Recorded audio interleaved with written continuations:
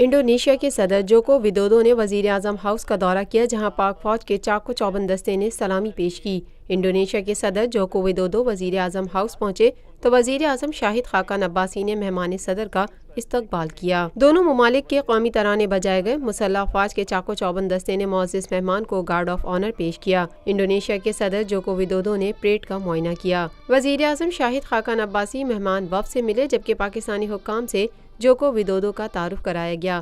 پاک فضائیہ کے JF تھنڈر 17 طیاروں نے فضائی سلامی بھی پیش کی۔